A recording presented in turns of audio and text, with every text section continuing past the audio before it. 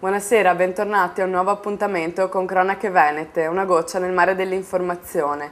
Parliamo di calcio. Per il terzo anno consecutivo il San Donà stringe un accordo con la squadra di Jesolo. Vediamo il servizio.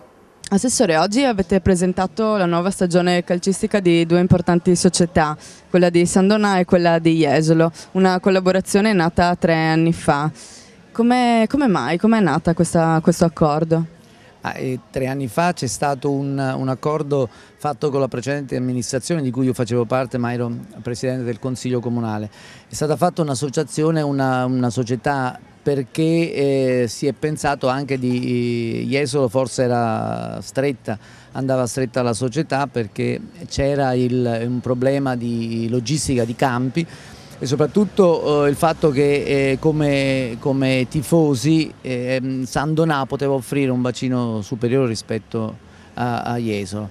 Ci siamo riuniti, i sindaci Calzavara di allora e la Zaccariotto con gli assessori allo sport, e si è detto San Donà offrirà una logistica soprattutto di campi, Jesolo offrirà invece un aiuto al settore giovanile più un contributo economico che è stato dato in questi anni, in questi 3 anni, e che continuerà a essere dato anche nei prossimi anni. Assessore, quali sono gli obiettivi che intendete raggiungere attraverso questo accordo che ormai dura da 3 anni tra il calcio San Donà e Jesolo? Il primo obiettivo era quello proprio di far durare l'accordo fatto 2 anni fa, i famosi 3 anni, e dopo cercare di proseguire su questa strada.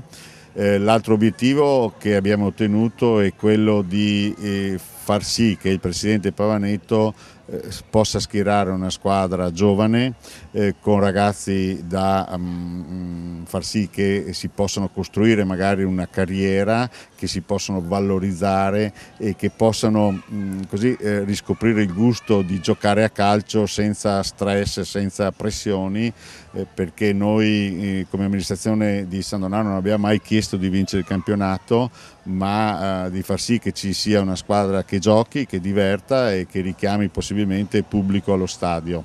Presidente, tecnicamente quali sono le problematiche per cui avete deciso di fare un accordo tra la società di San Donà e quella di Jesolo? Principalmente è stato per dare quel qualcosa in più di entusiasmo che mancava prima, perché purtroppo a Jesolo la prima squadra era seguita da pochi spettatori, e mentre a San Donà abbiamo avuto la possibilità di avere una media di 400-500 persone a partita, che quindi questo crea tutto un altro entusiasmo anche nel fare questa attività, ovviamente. E queste 3 stagioni come sono andate? Direi positive, sia a livello tecnico, perché abbiamo sempre raggiunto i playoff nella nostra categoria.